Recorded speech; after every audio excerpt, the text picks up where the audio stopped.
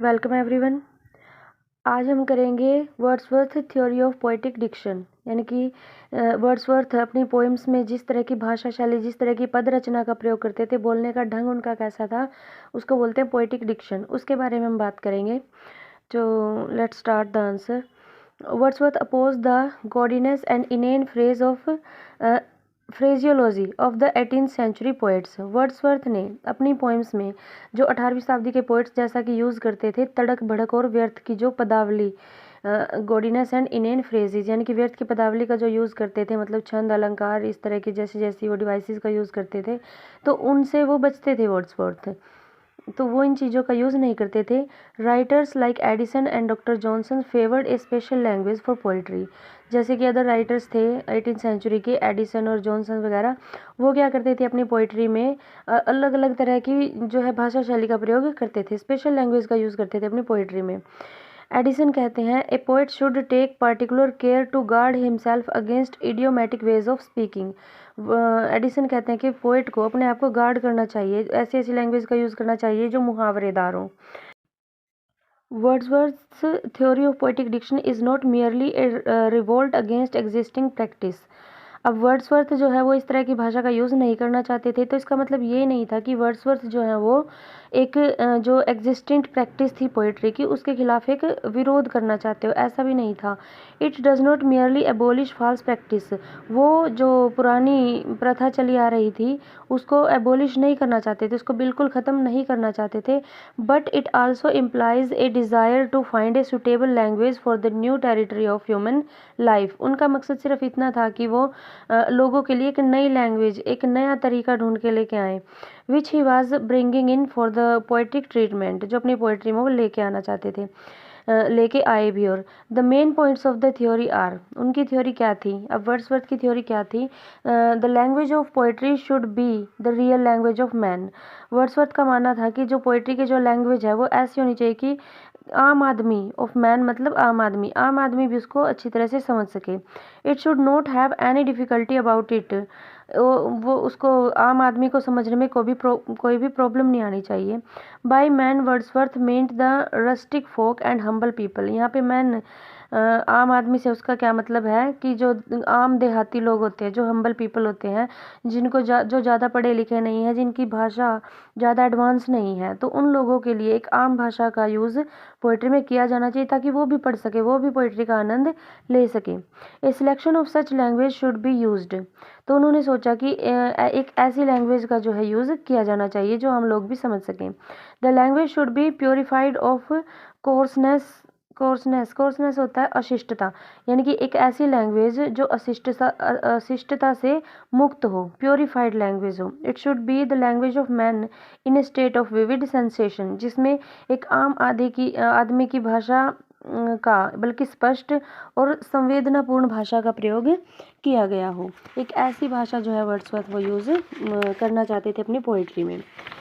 Next, the language of poetry is not essentially different from that of pros. अब वो ये भी कहना चाहते थे कि जो पोइट्री की लैंग्वेज है वो प्रोज से कुछ ज़्यादा डिफरेंट नहीं होनी चाहिए।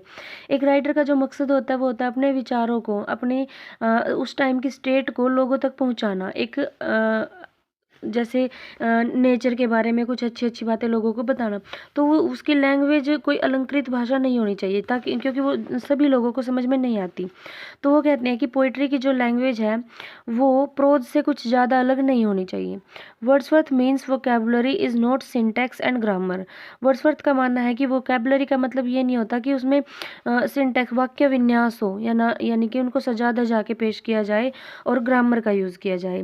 वर्ड्सवर्थ का मतलब है कि वोकैबुलरी का मतलब है कि आम आदमी भी उसको समझ सके, ऐसी भाषा। The preface to lyrical ballad tells us that these poems were in the nature of an experiment.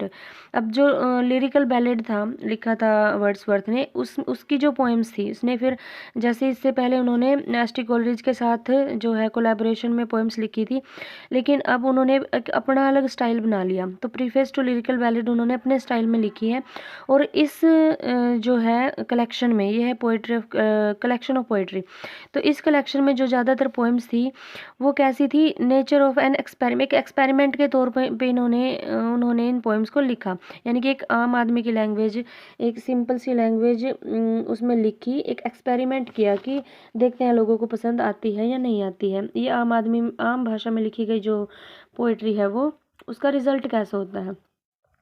तो Wordsworth purpose was to deal with incidents and situation for common and rustic life. उनका सिर्फ लक्ष्य क्या था कि वो आम आदमी जो देहाती कॉमन पीपल हैं उनकी सिचुएशन को, उनके इंसिडेंट्स को जो है पोइट्री के थ्रू लिखे, शब्दों में पिरोए।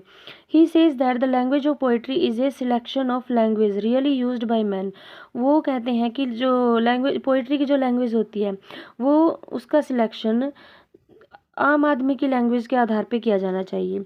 The selection had to be made because the aim of the poet is to give pleasure and such language without selection is detract from the pleasure.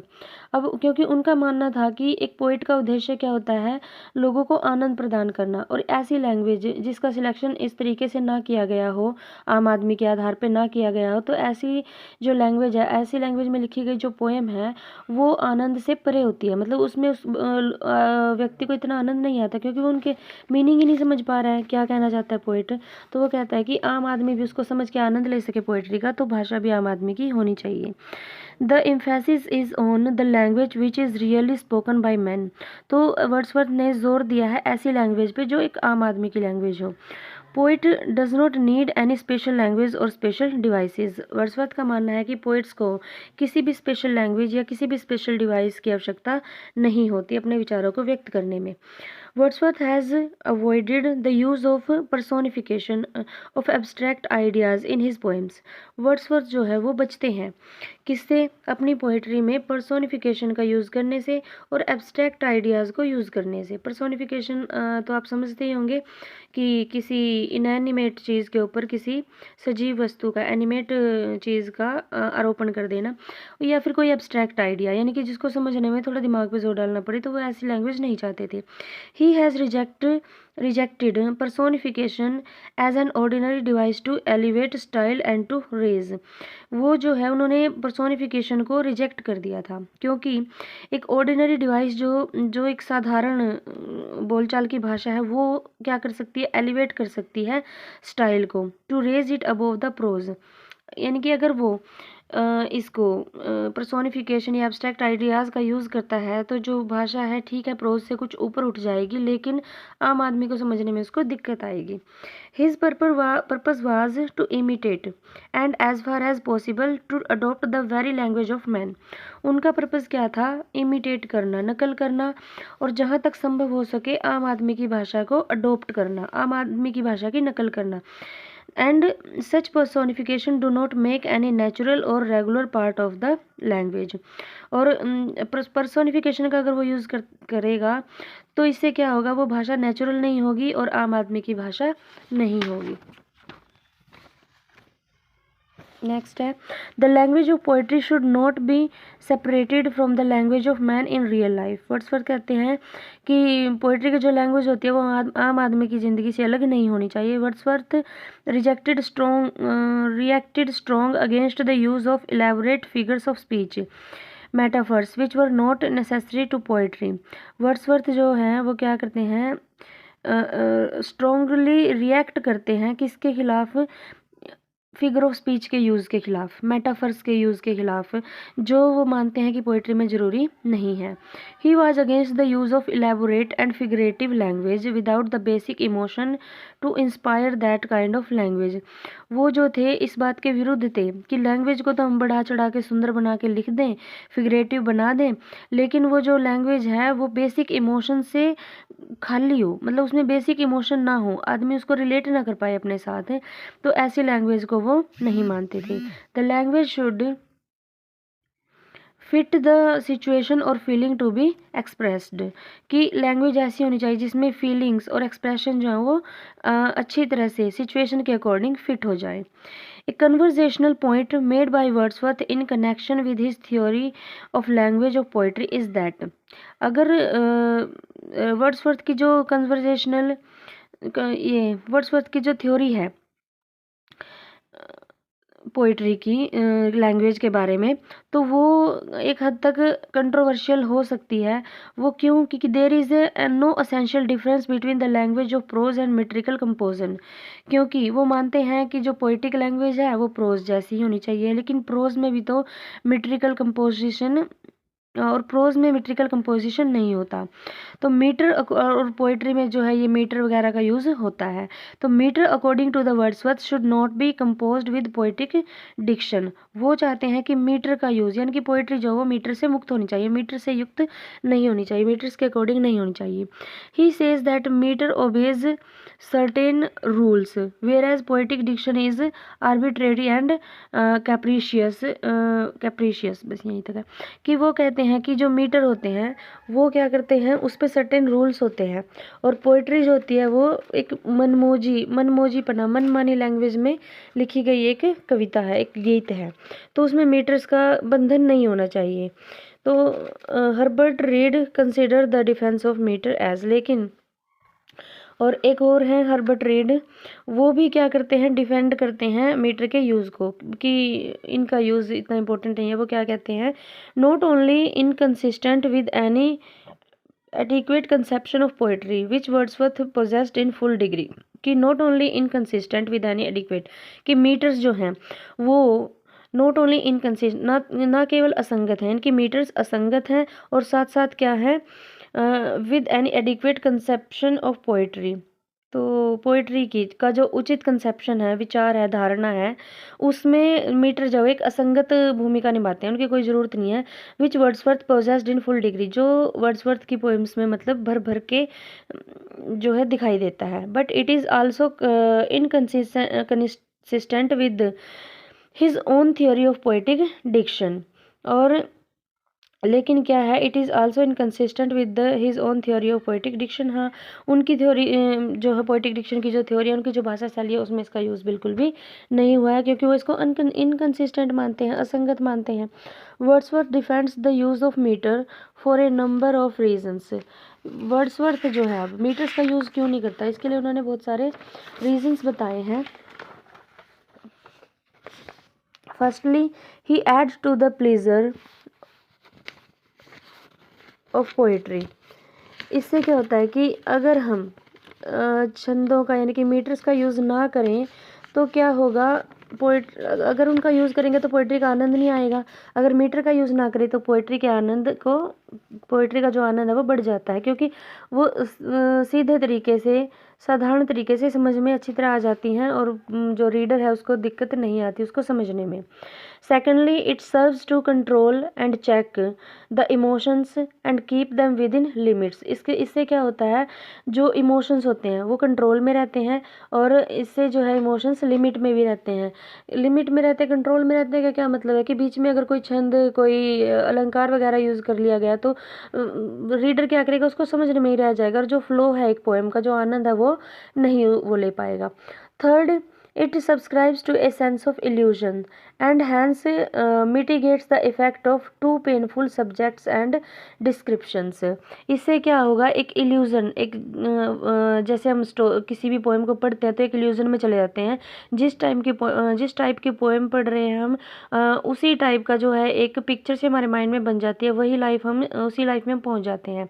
तो अगर कोई बीच में मीटर या छंद की प्रॉब्लम ना आए तो जो वो है एक फ्लो जो है वो बना रहता है, और इससे क्या होता है, painful subjects and descriptions mitigate हो जाते हैं, यानी कम हो जाते हैं, यानी कि जो प्रॉब्लम बीच में आने वाली थी वो कम हो जाती हैं, एक फ्लो बना रहता है। कहने का मतलब ये है। The limitation of Wordsworth theory of poetic diction have been discussed by several critics. बहुत सारे क्रिटिक्स ने इस लिमिटेशंस को, वर्ड्सवर्थ की जो पोएटिक डिक्शन की जो थ्योरी है उसकी लिमिटेशंस को भी डिस्कस किया है। यानी कि उसमें अभी तक हमने क्या पढ़ा है कि वर्ड्सवर्थ ने जो छंद अलंकारों या फिर फिगरेटिव लैंग्वेज का यूज़ नहीं किया है, उसके हमने मेरिट्स पढ़ी हैं, लेकिन कुछ क्रिटिक्स ने उसकी डिमेरिट्स भी बताई हैं। ठीक है, तो yet the theory had it's merits, कि बेशक क्रिटिसाइज किया है कुछ राइटर्स ने, लेकिन फिर भी उसके अपनी मेरिट्स हैं। Wordsworth claims the credit of having taken stock of the language of poetry. Wordsworth claim करता है कि मेरे पास जो पोइट्री की लैंग्वेज होती है उसका भर भर के स्टॉक पड़ा है, यानी कि फिगरेटिव लैंग्वेज मैं यूज़ कर सकता हूँ। Clear out the irrelevant factors and made available for poetic use many words that had long been falsely rejected as unpoetic। और उनमें से कुछ शब्द ऐसे हैं जो रिजेक्ट कर दिए गए हैं कि अनपोएटिक है। कहने का मतलब मेरे पास भी एक भाषाशैली अपनी है, एक लेवल की, जिसको हम बोल सकते हैं। But theory did achieve the success of purifying language, लेकिन वो जो अब यूज़ कर रहे हैं वो क्या थ्योरी है कि एक प्योरीफाइंग लैंग्वेज की थ्योरी है, क्योंकि वो जो अलंकृत लैंग्वेज होते हैं उनमें कुछ शब्द ऐसे होते हैं जिनको अनपोएटिक कहा गया है। He broke a vicious tradition and evolved a simple unaffected and natural style which reaches the heart of man. अब वो क्या करते हैं, उन्होंने उस परंपरा को तोड़ दिया है और उन्होंने जिसमें वो पोएटिक लैंग्वेज का यूज़ होता था, उन्होंने उस परंपरा को तोड़ दिया है एंड इवॉल्व्ड, और एक ईजाद किया है एक नई सिंपल और अनअफेक्टेड और नेचुरल स्टाइल को, which reaches the heart of man, जो आदमी के हार्ट तक, आम आदमी के हार्ट तक पहुंच सकता है। ही वॉज द फर्स्ट, उन्होंने कोटेशन दिया कि he was the first poet to bring the language of poetry close the vocabulary of everyone everyday speech. अच्छा, ये हमारी कोटेशन है कि he was the first poet to bring, वो पहले पोएट थे जिन्होंने पोइट्री की लैंग्वेज को क्लोज टू द वोकेबुलरी लेके आया है, जो वोकेबुलरी के नज़दीक लेके आया है पोइट्री की लैंग्वेज को, टू एवरीडे स्पीच, यानी कि उन्होंने अपनी पोइट्री में ऐसी लैंग्वेज का यूज़ किया है जो डेली रूटीन की भाषा है, जो डेली बोली जाती है, आम आदमी की भाषा है, कोई स्पेशल भाषा नहीं है। The theory however has growing limitations. अच्छा, उनकी थ्योरी में कुछ लिमिटेशंस भी हैं। कोलरिज कहते हैं कि Wordsworth allows metre, if Wordsworth allows metre, कि अगर वर्ड्सवर्थ मीटर्स को भी अलाउ करते हैं ना, कम से कम मीटर को भी अलाउड करते, छंदों को अलाउड करते अपनी पोइट्री में, he is allowing by implication of particular order, तो एक नया ऑर्डर, एक नई स्कीम, एक नया तरीका बना सकते थे अपनी पोइट्री का। एंड अरेंजमेंट ऑफ वर्ड्स, एक अरेंजमेंट ऑफ वर्ड्स, अगर वो छंद का यूज़ करते तो और ज़्यादा इफेक्टिव जो है लैंग्वेज बना सकते थे। If this order and particular arrangement is allowed the language of poetry certainly becomes different from that of pros. वो कहते हैं कि कम से कम वो छंद का भी यूज़ करते तो जो लैंग्वेज ऑफ पोइट्री है वो डिफरेंट फ्रॉम द प्रोज हो जाती और एक इफेक्टिव लैंग्वेज बन जाती। The next objection made by Coleridge is against the word real he rights. अच्छा, एक तो उन्होंने क्या कहा कि कम से कम अगर वो छंद भी, मीटर भी यूज़ कर ले तो उनकी लैंग्वेज और ज़्यादा इफेक्टिव हो जाती है और प्रोज से कुछ डिफरेंट हो जाती, क्योंकि वो मानते हैं, कोलरिज मानते हैं कि जो वर्ड्सवर्थ की लैंग्वेज है वो प्रोज जैसी ही है, क्योंकि वर्ड्सवर्थ तो कहते हैं कि मैं प्रोज और पोइट्री की लैंग्वेज में डिफरेंस नहीं होना चाहिए, और कोलरिज कहते हैं कि उनकी लैंग्वेज प्रोज जैसी है। तो कोलरिज कहते हैं कि अगर कम से कम वो मीटर का भी यूज़ कर लेते तो प्रोज से थोड़ी डिफरेंट हो जाती, कुछ तो उसमें पोइटिक आ जाता और वो आम आदमी की भाषा भी रहती। तो ये थी, कोलरिज ने जो है उनके स्टाइल को क्रिटिसाइज़ किया है। कोलरिज और क्या कहते हैं, जैसे वर्ड्सवर्थ ने एक वर्ड यूज़ किया है रियल, कि मैं रियल लैंग्वेज को यूज़ करना चाहता हूँ, तो यहाँ पे कोलरिज कहते हैं कि रियल का मतलब क्या है, every man's language varies according to the extent of his knowledge, यानी कि वर्ड्सवर्थ तो कहते हैं कि रियल लैंग्वेज वो है जो आम आदमी की भाषा है, लेकिन कोलरिज का मानना है कि every man's language varies according to the extent of his knowledge, कि हर एक व्यक्ति की लैंग्वेज जो है उसकी नॉलेज के अकॉर्डिंग एक्सटेंट हो जाती है, बढ़ जाती है। The activity of his faculties and the depth और क्विकनेस ऑफ हिज फीलिंग, यानी कि जितना उसका भाषा ज्ञान होगा उतनी ही फीलिंग्स की जो गहराई है वो ज़्यादा होगी। For real therefore words and phrases we must substitute ordinary, यहाँ पे कोलरिज कहते हैं रियल का मतलब होना चाहिए ऑर्डिनरी, साधारण। रियल नहीं कह सकते कि रियल तो एक अनपढ़ आदमी के लिए रियल लैंग्वेज एक आम देहाती लैंग्वेज है, एक पढ़े लिखे के लिए रियल लैंग्वेज वो जो जितनी उसको आती है वो है। तो वो कहना चाहते हैं, कोलरिज कहना चाहते हैं कि वर्ड्सवर्थ को रियल की जगह ऑर्डिनरी शब्द का प्रयोग करना चाहिए था। But it is true that it is rather difficult to make out definitely what Wordsworth means by the term real, कि उनको इसका जो है मीनिंग वो ट्रू मीनिंग बता देना चाहिए था कि रियल क्या है। Nor it is clear who is to make this selection, और उन्होंने ये भी क्लियर नहीं किया कि कौन इसका सिलेक्शन करे कि रियल क्या है, कौन सी लैंग्वेज को रियल माने, of the language to fit the purpose of poetry. But the fact that preface could give rise to misunderstanding shows that it is not very clearly propounded. और preface में ये भी नहीं बताया गया, यानी कि प्रीफेस टू लिरिकल बैलेड जो है, लिरिकल बैलेड का जो प्रीफेस है उसमें ये भी नहीं बताया गया कि ये भी मिसअंडरस्टूड है कि इस लैंग्वेज को स्थापित किसने किया, किस मतलब किस आधार पे मानते हैं, ये कौन से लेवल के आधार पे इस लैंग्वेज को वो रियल मानते हैं। दस Wordsworth theory of language is not without its faults. तो इसके वर्ड्सवर्थ की जो थ्योरी है वो बिना फॉल्ट्स के भी नहीं है, इनकी कुछ ना कुछ तो कमी है उसमें भी। At the same time it's merits can not be ignored, और इसकी मेरिट्स को भी जो है इग्नोर नहीं किया जा सकता। It has a far reaching importance है, क्योंकि ये दूर तक जाने वाली है।